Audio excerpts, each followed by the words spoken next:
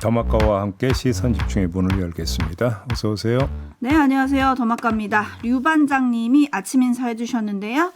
지금 미국 솔트레이크 시티입니다. 딸 졸업식 끝내고 졸업여행 마무리하고 한국 입국하기 전에 인사 남깁니다. 시선 집중 화이팅이라고 보내주셨습니다. 오, 그럼 잠깐 가신 건가요, 미국을?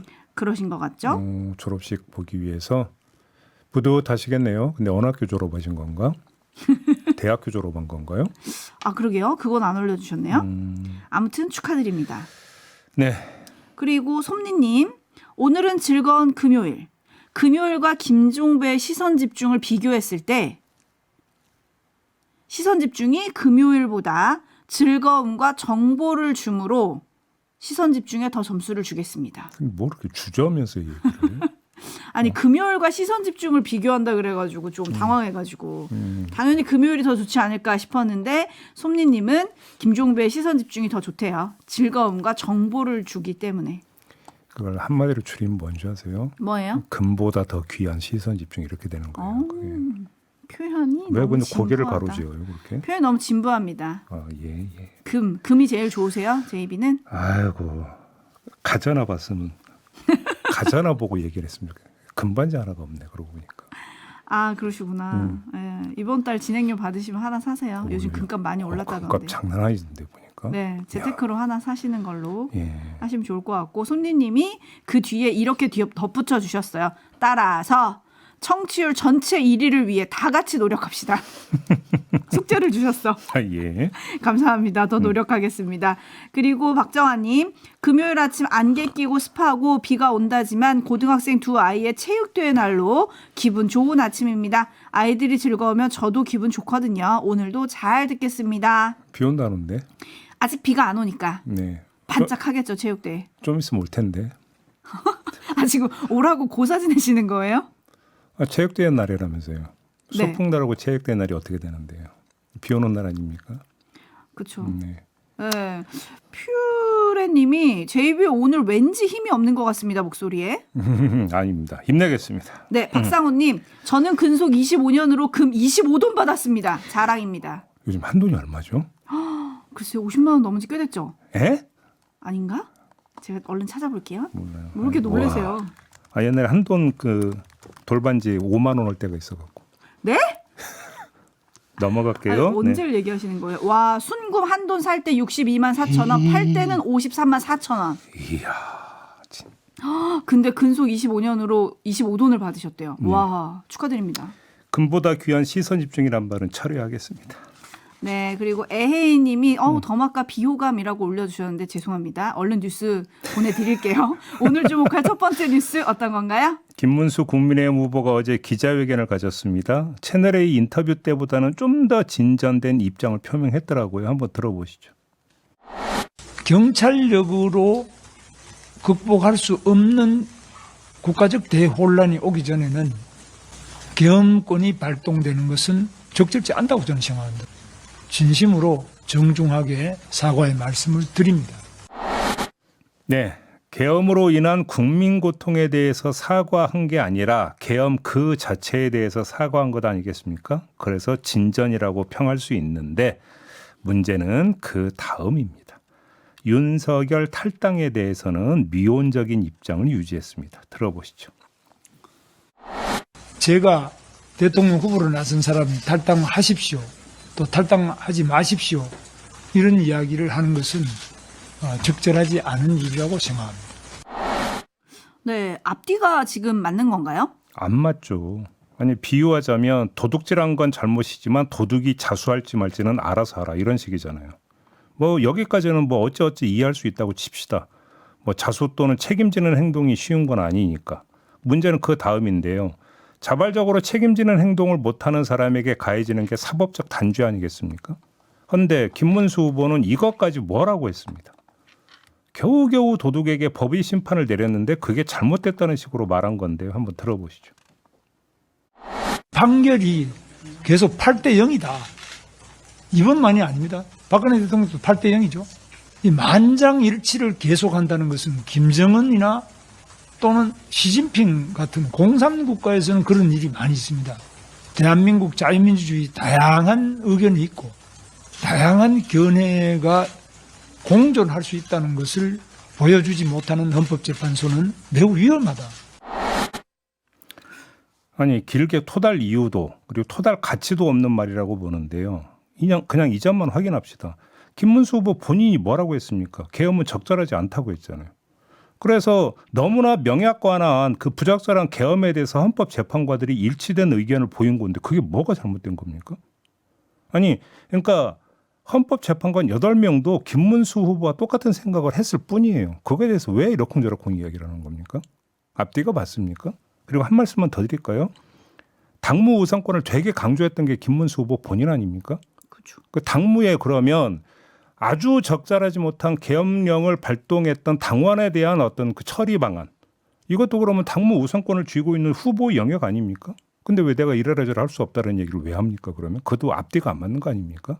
여러 가지로 앞뒤가 안 맞는다 이 말씀 드리겠습니다. 네, 더블제이님이 이거는 사과를 한 것도 아니고 안 한 것도 아니다. 짱구님, 진심이 아니라 어쩔 수 없이 사과하는 것처럼 느껴지는 건 저만의 생각일까요? 라고 올려주셨고 알권리님도 찔끔찔끔 사과를 했는지 안 했는지 저는 잘 모르겠습니다. 초롱님, 포장만 사과 같아요. 진정한 사과는 어떤 내용이고 누구한테 진정한 마음이 들어가야 합니다. 무늬만 사과한다고 사과는 아니죠. 이런 의견들이 지금 많이 올라오고 있네요. 근데 이것만이 아닙니다. 짚을 점이 더 있는데요. 조금만 더 가봅시다. 네. 김문수 후보의 계엄 관련 발언인데요. 하나만 더 들어보겠습니다. 제가 미리 알았더라면 우리 윤석열 대통령께 이 계엄은 안 됩니다. 안 되는 이유를 제가 조목조목 말씀드렸을 거예요. 네. 근데 미리는 아니지만 나중에 그 직후에는 말할 기회가 있었습니다. 어제 보도가 나왔습니다. 그때 윤석열 당시 대통령의 통화 내용이 보도를 탔습니다. 보셨죠? 네. 근데 이 그 통화 내역에 김문수 당시 고용노동부 장관이 등장을 한다고 하는 거 아니겠습니까? 12월 9일이었나요? 네. 그러면 이때 대통령님 왜 그러셨습니까? 그거 잘못된 것이었습니다. 라고 얘기했습니까? 한번 대답 좀 한번 해보세요. 이 말씀 좀 드리겠고요. 자, 이 보도에서 눈길을 끄는 인물이 또 한 명 있지 않습니까? 추경호 당시 국민의힘 원내대표. 통화 내역이 나왔다라는 거 아니겠어요?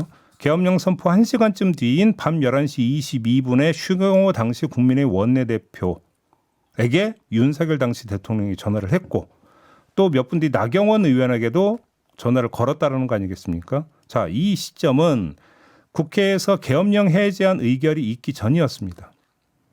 자, 이 통화에서 계엄 해제 의결을 막는 방안이 논의가 됐다면 이건 중대범죄가 됩니다. 내란 모의에 가담한 것이 돼버리는 겁니다. 수사를 통해서 진실을 확실히 가릴 필요가 있다는 말씀을 다시 한번 드리겠습니다. 네, 수사가 필요할 것 같습니다. 당시 시간을 저희가 좀 다시 복귀를 해보면 12월 3일 밤 11시 22분 윤석열 전 대통령이 추경호 전 원내대표한테 전화해서 약 1분간 통화했다는 거죠. 네. 그리고 11시 26분에 윤석열 전 대통령이 나경원 의원에게 전화해서 40초 통화를 했다는 겁니다. 이때는 국회에 계엄군이 들이닥치기 30여 분 전입니다. 그리고 윤 전 대통령은 당시에 뭘 하고 있었죠? 비화폰으로 계엄군 지휘부와 경찰 수뇌부에게 직접 지시를 하고 있던 상황이었습니다. 그렇죠? 그러니까요. 이것도 복귀해야 되고 또 나온 보도에 따르면 12월 3일 계엄 선포 전 국무위원들하고도 통화를 쭉 합니다. 저녁 7시 41분 박성재 법무부 장관, 7시 54분 조태열 외교부 장관, 그리고 8시 6분에는 김영호 통일부 장관, 9시 42분에는 최상목 전 경제부총리랑 통화를 쭉 했습니다. 이들에게는 무슨 얘기를 했는가? 이것도 나와야 되고 또 하나 주목할 점 안가 회동이 있지 않았습니까? 12월 3일 다음 날 여기 참여한 사람이 4명인데 이 중에 2명이 안가 모임 당일에 윤석열 전 대통령하고 통화를 합니다. 네. 이건 또 어떻게 봐야 될까요?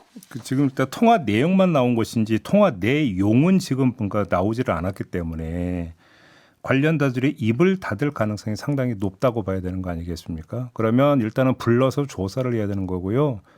아무리 입을 닫으려고 해도 말에는 일정하게 차이가 있을 수 있습니다. 그 틈새를 비집고 들어가서 좀 더 깊이 파헤쳐야 되는데 그게 바로 뭐냐? 수사 역량인데 그 수사 역량을 발휘하기 전에 뭐가 필요한 겁니까? 수사 의지가 필요한 것이겠죠. 그렇죠. 네. 그렇죠. 이게 될지를 좀 봐야 되는 거 아니겠습니까? 네, 이인수님 고성국은 무슨 역할을 했을까요? 라고 물어주셨는데 이렇게 묻는 이유는 윤석열 대통령이 그 계엄하고 나서 12월 6일부터 고성국 씨하고 계속 지속적으로 연락을 했다는 내역이 또 나온 겁니다. 휴대폰을 바꾸고 가족 외에 제일 먼저 통화한 사람도 고성국 씨다. 그러니까 역시 이것도 통화 내용은 지금 알 수가 없기 때문에 뭐라 말씀드리기 뭐하지만 분명한 건 참 윤석열 전 대통령의 유튜버 사랑은 참 대단했다. 이건 분명히 확인할 수 있는 거 아니겠습니까? 네. 네, 토토로님. 추경호 의원은 답해야 합니다. 계엄의 날 뭘 했는지 그 통화에서 무슨 얘기를 했는지 답해야 합니다. 라고 올려주셨고 경호날다님. 격려차 전화한 걸까요? 이 얘기하면 누구 하나 떠오르는 분 있죠. 누가 떠오르는데요? 홍장원 전 국정원 1차장. 네. 그때 당시 윤석열 대통령이 격려차 전화했다고 했었잖아요. 아니 전화를 건 시점이 지금 한가하게 뭐 격려하고 이럴 지금 타이밍이 아니지 않습니까? 그러니까요. 그러니까요. 네, 그리고 윤석열 전 대통령과의 절연 어떻게 할 거냐, 선대위 구성, 친윤 인사들의 당 복귀 여러 가지 사안이 지금 뉴스를 타고 있는데 여기에 대해서 잠시 후에 당으로 돌아온 장해찬 전 청년 최고위원과 짚어보도록 하겠습니다. 계속 시선 집중해 주시고요. JB타임즈 다음 주목할 뉴스는 어떤 건가요? 서울중앙지법이 어제 지귀현 부장판사의 룸살롱 접대 의혹과 관련한 입장을 발표를 했습니다. 해당 의혹 제기의 내용이 추상적일 뿐만 아니라 구체적인 자료가 제시된 바 없고 그로 인해 의혹의 진위 여부가 확인되지도 않았다. 서울중앙지법이 이와 관련해 입장을 밝힐 만한 내용은 없다. 이런 것이었습니다. 이에 대해서 민주당 선대위의 노종면 대변인이 반박에 나섰는데요. 의혹의 진위를 가리라고 했더니 진위를 가려달라는 격이다. 사법부에는 자체 감찰, 내부 조사와 같은 제도가 없느냐라고 따져 물었습니다. 네, 엽기토끼님이 아니 부인을 할 거면 좀 구체적으로 부인을 하셔야죠. 라고 좀 꼬집어 주셨는데 이 입장문이 굉장히 비어 있다 이런 생각이 들거든요. 그렇습니다. 아니 간단하게 되물어볼 수 있는 거 아니겠습니까? 그래서 지귀현 부장판사에게는 물어보고 입장문 썼습니까? 라는 반문은 얼마든지 나올 수 있는 거 아니겠습니까? 사실 서울중앙지법의 입장문에 이에 대한 답이 이미 들어있는 것 같은데요. 제가 볼 때는. 오, 있어요? 진위 여부가 확인되지도 않았다라고 지금 표현이 되어 있지 않습니까? 이게 답입니다. 지귀현 부장판사에게 확인까지 하고 나서 입장문을 낸 거라면 문장 표현이 이렇게 나올 수가 없죠. 확인 결과 지귀현 부장판사가 그런 일 없다고 했다면 저런 표현이 나올 수가 없다라는 겁니다. 오히려 당사자는 부인하고 있다. 따라서 의혹을 제기한 쪽에서 구체적인 증거나 근거를 제시해 주길 바란다. 이런 식으로 문장이 구성이 돼야 되는 거죠. 근데 없잖아요. 그래서 지금 추정컨대 지귀현 부장판사에 대한 아주 기초적인 확인 절차는 거치고 지금 입장문 낸 거냐. 이걸 지금 대묻고 있는 겁니다. 그러니까요. 수님이 말이야 막걸리야. 의혹이 있으니 의혹을 조사하라고 했더니 조사는 의혹 제기를 한 당신들이 하세요. 증거가 나올 때까지는 입장이 없습니다. 이런 뜻입니까? 라고 물어주셨고 CKJ님 사법부의 자정 능력을 기대하는 국민이 순진한 건가요? 레드선님 일반 공무원이 접대 의혹이 있으면 쥐잡듯 추궁하면서 판사들에게는 묻지도 않는 겁니까? 법 위에 있나요? 라고 또 물어주셨어요. 그러니까요. 그리고 아름다운 독도님은 추상이라는 뜻은 또 언제 바뀐 겁니까? 아, 요거 바로 그 구체적인 증거가 계속 있는지 더 궁금하잖아요. 네. 요 내용 관련해서는 김기표 민주당 의원에게 잠시 후 2부에서 물어보도록 하겠습니다. 네. JB타임즈 다음 주목할 뉴스는 어떤 건가요? 서울중앙지검 명태균 의혹 전담 수사팀이 이준석 후보에게 2022년 서울 강서구청장과 포항시장 후보 공천 당시의 윤석열 당시 대통령이 개입한 정황이 담긴 녹음 파일을 제출해달라라고 요구를 했다고 합니다. 이준석 후보가 지난해 11월에 관련 의혹을 제기한 바가 있었습니다. 당시 윤석열 대통령이 박성중한테 김태우가 그래도 경쟁력이 있으면 한번 좀 살펴보라 했다. 김정재 의원이 찾아온다 등등의 말을 했다. 그리고 녹음 파일이 이준석이 갖고 있다. 뭐 이런 이야기 좀 알려졌다라는 겁니다. 그래서 요구를 했다라는 건데요. 네, 그러면 이준석 의원 지금 개혁신당 대선 후보죠. 네. 제출을 할까요? 제출을 거부할 이유가 없지 않습니까? 게다가 자신이 먼저 제기한 의혹이잖아요. 이준석 후보 쪽에서 녹음 파일 제출 시기를 검토 중이다. 뭐 보도가 이렇게 지금 나왔으니까 조만간 제출할 것으로 그렇게 믿겠습니다. 짚어야 할 건 이겁니다. 요 뉴스를 보면서 착시에 빠지면 안 된다. 요 말씀을 드리고 싶습니다. 착시에 빠지지 말라는 게 무슨 얘기입니까? 자, 얼핏 보면 검찰이 대단한 수사 의지를 보이는 것 같지 않습니까? 네, 뭐 증거를 열심히 찾으면서 이거 주세요, 저거 주세요 하는 것 같으니까요. 그러니까 제기된 의혹을 하나도 남김없이 다 들여다보려고 하는 것 같지 않습니까? 근데 삐딱하게 볼 수도 있습니다. 한번 이렇게 물어봅시다. 근데 그걸 왜 이제 와서 달라고 합니까? 라고 한번 물어봅시다. 의혹이 제기된 게 언제입니까? 지난해 11월입니다. 근데 왜 이제 와서야 기초증거 확보에 나서는 건데요, 검찰은? 한 걸음 더 나가서 물어볼까요? 그래서 제출받은 다음에는 어떻게 할 건데요? 자, 이렇게 물어보는 이유가 있는데요.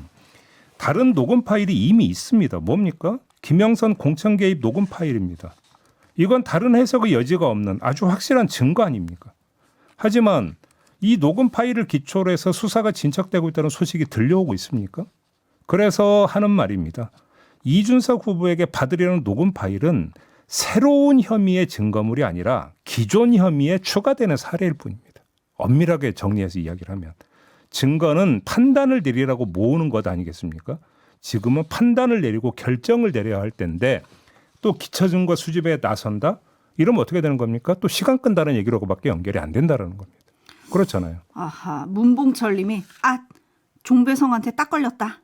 라고 보내주셨고 박준영 님은 검찰 하는 척만 하는 것 같은데요. 이러다 혐의 없음이라고 발표하는 거 아닙니까? 라고 의심의 눈초리 보내주셨고 그래서 제가 한마디로 그럼 정리하는 겁니다. 그래서 윤석열 전 대통령 언제 부를 건데요? 이거 물어보는 겁니다. 간단히. 그러니까요. 예. 이준석 의원 얘기 나온 김에 뉴스타파가 어제 이준석 의원 여론조사 관련한 보도를 내놨습니다. 그렇습니다. 2021년 6월 국민의힘 대표 경선이 있었죠. 이때 이준석 후보를 위해서 여론조사를 조작했다라는 내용이 뉴스타파 보도의 골자인데요. 그해 5월 14일 비공표 여론조사 결과 경쟁자인 나경원 후보가 19.5%, 이준석 후보가 19.1%로 나왔는데 뉴스타파가 원본 데이터 자료를 들여다봤더니 응답자 수가 2,318개였는데 이 가운데 1,041개가 유령 샘플, 이걸 조작해서 추가한 것으로 확인됐다라고 뉴스타파가 보도를 한 겁니다. 그래서 조작 전 1,277개 샘플 결과값을 봤더니 나경원 22.3, 이준석 18.8이었다라는 겁니다. 근데 이게 유령 샘플을 집어넣다 보니까 두 후보 간의 지지율 격차를 확 좁혀버렸다. 이런 이야기가 되는 것이죠. 이에 대해서 명태균 씨는 이준석 후보를 도운 게 아니라 김종인 비대위원장의 불출마 권고를 무시한 나경원 후보를 떨어뜨린 것이다 라고 말을 했다고 하는데요. 어차피 검찰의 수사는 필수입니다. 결과는 언제 나올지 모르지만요. 네. 토토로님이 아까 이준석 의원한테 이제 검찰이 녹취록 달라 이렇게 얘기했다는 걸 듣고 그럼 주면은 본인이 수사 대상이 될 텐데 줄까요?라고 했는데 만약에 녹취록 준다 그러면 검찰이 또 이 보도 내용 관련한 거 수사는 또 해야 되는 거 아니겠습니까? 해야 되는 거죠.